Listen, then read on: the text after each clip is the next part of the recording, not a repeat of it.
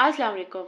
Heart failure में हमने पढ़ा है एस इनहिबिटर्स, ARBs और एल्डोस्टेरोन इनहिबिटर्स लास्ट लेक्चर में। अब हमने देखना है कि हम जो सेकंड ड्रग देंगे वो है बीटा ब्लॉकर्स कंसिडर करेंगे।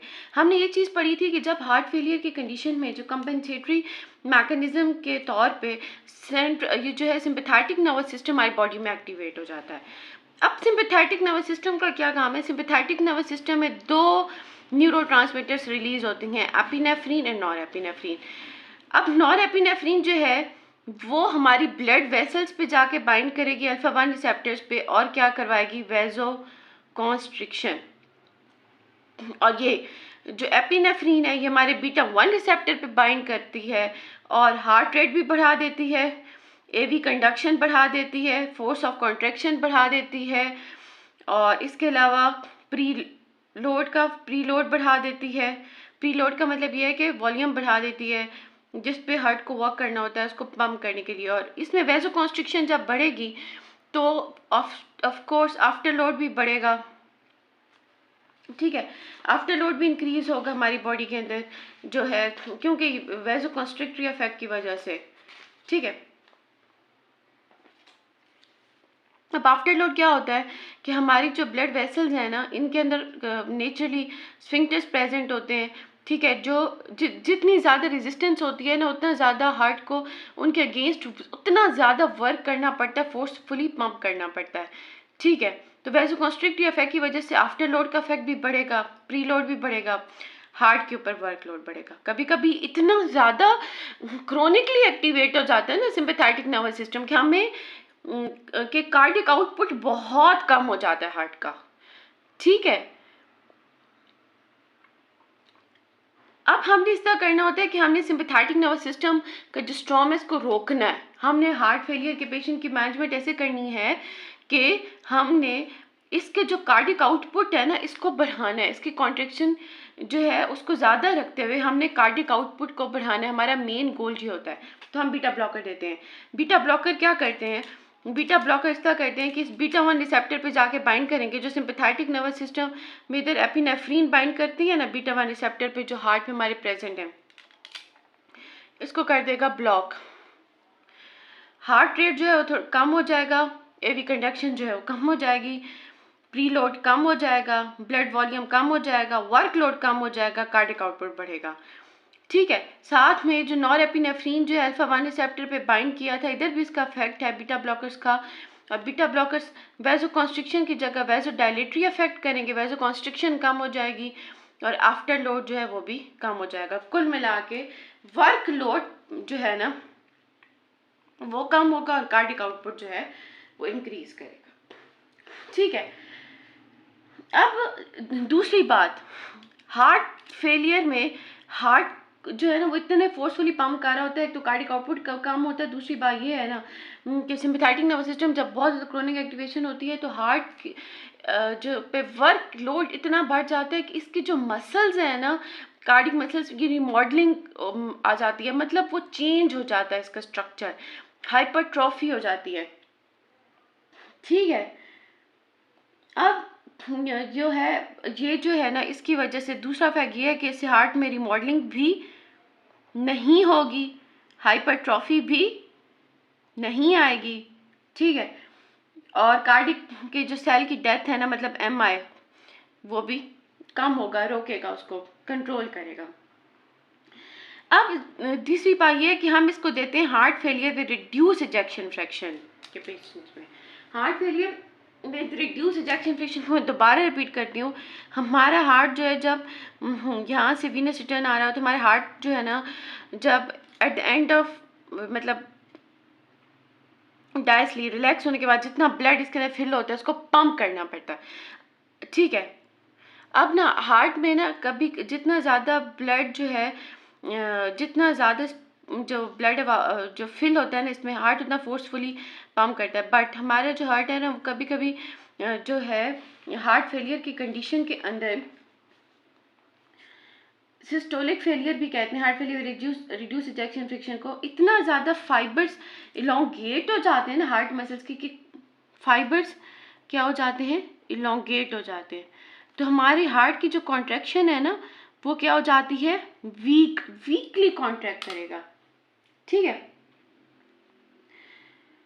इसका ब्लड को जो एजेक्ट करने की एबिलिटी है ना, वो क्या हो जाती है, वो हो जाती है कम, बहुत कम हो जाती है। तो it is known as heart failure with reduce ejection fraction. ठीक है, इसके पेशेंट्स में, इन पेशेंट्स के अंदर जो है ना हम एडमिनिस्टर करेंगे बीटा ब्लॉकर। ठीक है, तीसरी बात। अब ये जो हमारे पास एजेंट्स है ना, इसमें बिसोप्रोलोल है, कार्वेडिलोल है, मिसोप्रोलोल है, और ये जो है heart failure reduce ejection infection में देते हैं। जो कार्वेडिलोल है ना, ये जो है ये नॉन सेलेक्टिव है, मतलब ये बीटा ब्लॉकर को भी इनहिबिट करेगी, ब्लॉक करेगा, और अल्फा 1 को भी, जो वेसल्स में है। नॉर एपिनेफ्रिन का इफेक्ट भी और एपिनेफ्रिन का इफेक्ट भी। बाकी जो हमारे पास बिसोप्रोलोल और कार्वेडिलोल, मिटोप्रोल, ये सब इकट्ठे मिलके जो है heart failure reduce ejection infection की वजह से मॉर्बिडिटी और मोर्टेलिटी का जो रेट है वो कम करते हैं।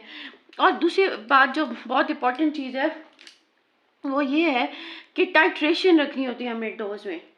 ठीक है, हमने लो डोज से स्टार्ट करनी है beta blocker, gradually Aahista Aahista high dose की तरफ जाना है। और फिर हमने जब डोज इसको बीटा ब्लॉकर जो है वो पेशेंट ने छोड़ना होता है लेना, तो वो भी इसी तरह करते हैं, आहिस्ता आहिस्ता हाई डोज से वो फिर लो डोज की तरफ आता है, to prevent adverse effects of beta blocker. इसको हम बहुत डिटेल में, बहुत ज़्यादा डिटेल में जो है उसमें पढ़ेंगे, ऑटोनॉमिक नर्वस सिस्टम में। बाकी इसकी मेटाबॉलिज्म में ये है कि 2D6 एंजाइम्स जो है वो हमारे लिवर के जो है ना वो इन्वॉल्व होते हैं इनको मेटाबोलाइज करने में। और जो एक और बात जो है बस मेन, कार्वेडिलोल जो है वो पी ग्लाइको प्रोटीन का सबस्ट्रेट है। पी ग्लाइकोप्रोटीन जो है ना, पी ग्लाइकोप्रोटीन के इनहिबिटर्स के साथ जो है ना इसको एडमिनिस्टर नहीं करते। बाकी इसके जो है हम बहुत ज़्यादा डिटेल में इसको ऑटोनॉमिक नर्वस सिस्टम पढ़ेंगे। अभी हमारे जो मेन फंक्शन है वो हमने डिस्कस करेंगे। नंबर 2 जो हम पेशेंट को एडमिनिस्टर करेंगे ना वो है डायूरेटिक्स। पूरा चैप्टर पढ़ा है डायूरेटिक्स पे, अवेलेबल है डायूरेटिक्स, वो आप लाजमी देखें। डायूरेटिक्स ने क्या करना होता है, डायूरेटिक्स जो है ना, अभी मैंने आपको बताया कि कार्ड ओवरलोड हो जाता है heart due to afterload. एक तो बढ़ है sympathetic nervous system, sympathetic nervous system को ना हमारी बॉडी एक्टिवेट कर देती है हार्ट फेलियर कंडीशन में एज अ कंपेंसेटरी मैकेनिज्म।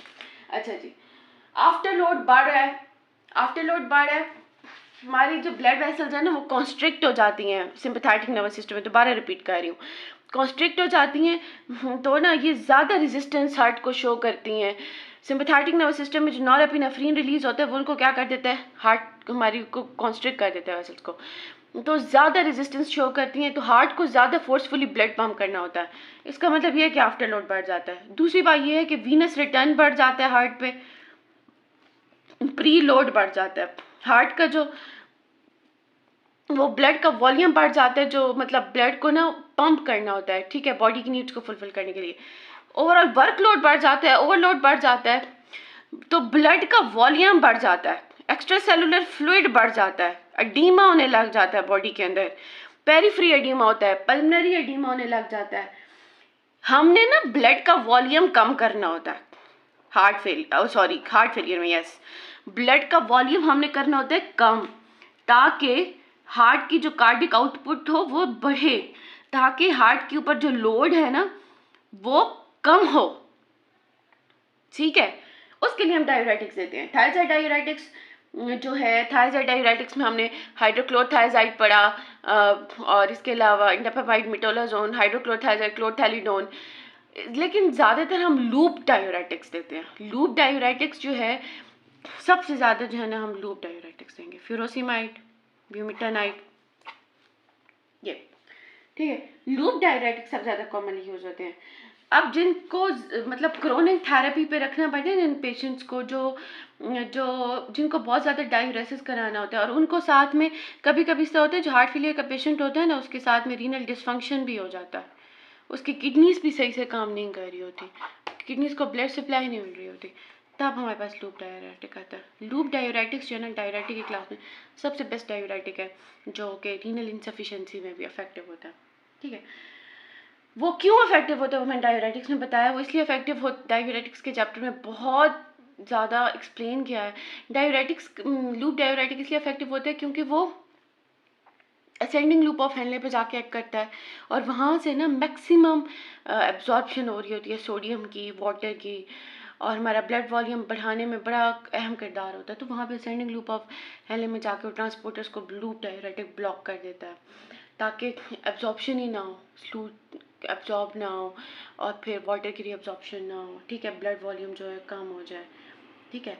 इन्होंने जो डायूरेटिक्स है ना, इन्होंने सर्वाइवल रेट बहुत ज़्यादा बढ़ाया है हार्ट फेलियर के पेशेंट्स में, ठीक है। तो नेक्स्ट जो है हम देखते हैं angiotensin receptor neprilysin inhibitor next lecture में, right. Thank you so much. आपको कोई भी प्रॉब्लम है आप मुझसे पूछ सकते हैं, इंशाल्लाह मैं आपको रिप्लाई करूँगी। Thank you so much. अल्लाह हाफिज़।